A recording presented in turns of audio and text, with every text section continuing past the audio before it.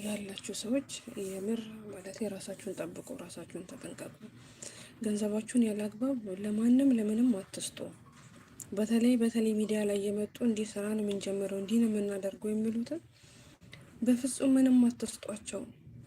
ቢሆን እንኳን አጣሩ። ኧረ እባካችሁ በስንት መከራ ለፍታችሁ የምታመጡትን ገንዘብ ዝም ብላችሁ አትመጡ ነው።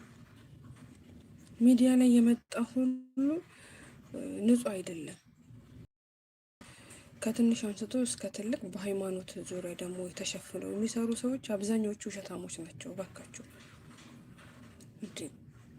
ማለት ይሄን አክል ብር 1 ሚሊዮን ብር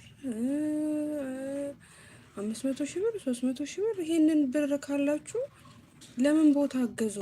ለምን የሆነ ነገር አታረጉም? ማለት ይሄ በቃ የሆነ የማይንቀሳቀስ ቋሚ ቅርስ ማለት ነው።